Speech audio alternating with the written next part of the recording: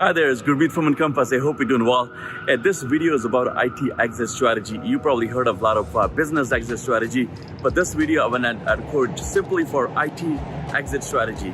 I want to share a quick situation with you, what I dealt with the last few weeks, and I also want to share a few tips with you for you to take a look, see if you're you're dealing with a similar problem, and also want to share a quick tip with you how to deal with this problem.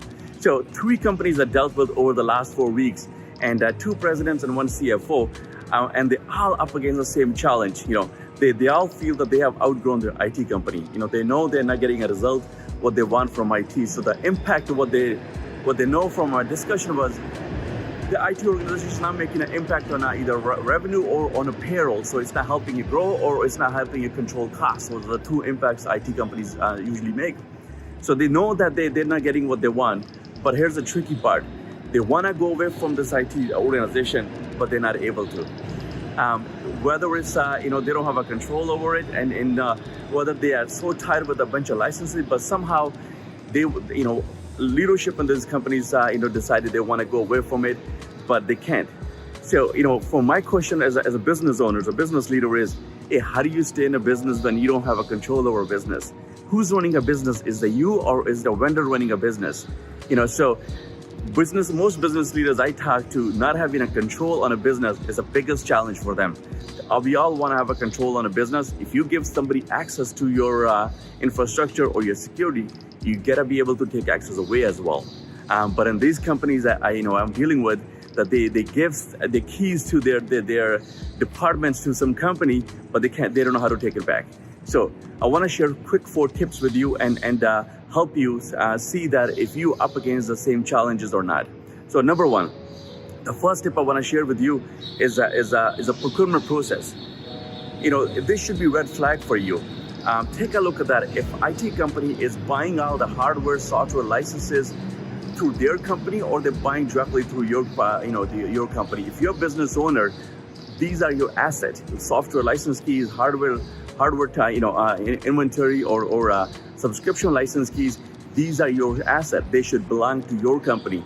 Are you buying it through IT company, or are you buying it through directly under your umbrella? So this should be red flag. If you're buying everything through third-party vendors, and when you trying to depart from IT company, how do you differentiate that?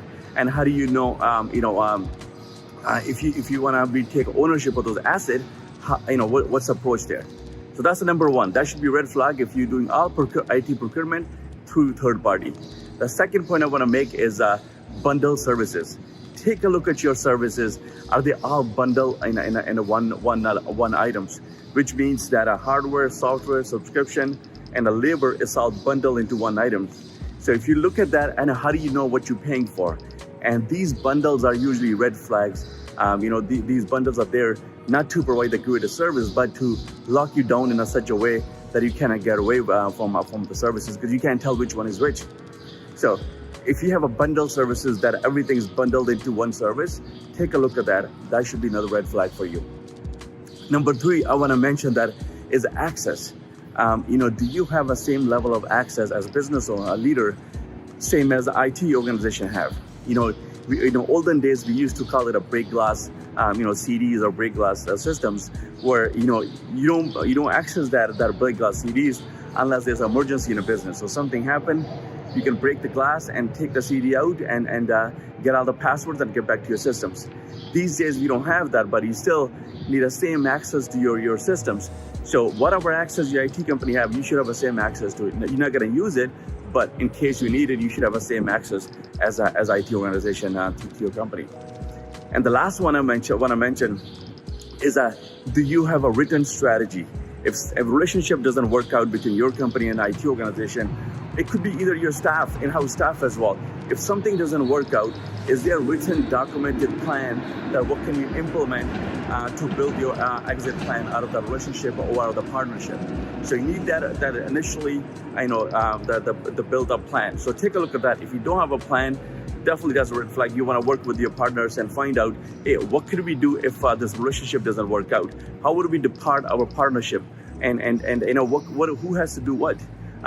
Put a step-by-step process similar to business exit strategy. You need IT exit strategy. Make sure that those steps are there and you agree with those steps, and somebody can execute those steps as well if something doesn't work out. So those are the 4 red flags that you want to be mindful of.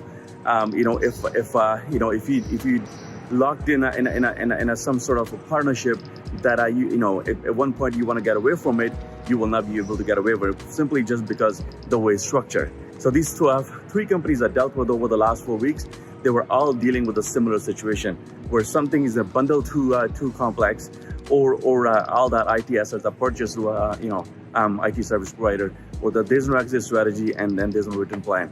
So those are the 4 steps. Hopefully that will provide some insight for you to understand how is the partnership supposed to be structured. And if your partnership structured this way, if you need help, I'm going to recommend. If you need help, I'm going to include a video below on my YouTube channel. I had a discussion with Jerry Valentine. We were talking about the similar, partnership, trusted relationship, and how to depart from it if something doesn't work out. So I'm going to include a link to the video below as well. Check out the discussion. I think you will find a lot of valuable information, help you deal with your situation. And a second resource I want to recommend, there's a blog on our website as well, which talks about the same 4 steps a little bit in detail, what I just walked you through. And there's actually an Excel sheet as well. You can, it's a workbook. You can fill it out and, get some more insights into what you're dealing with. Okay. Until next time, don't forget to send me your feedback. If you need any help, I'm always a phone call away. Until next time, we'll talk soon. Bye-bye.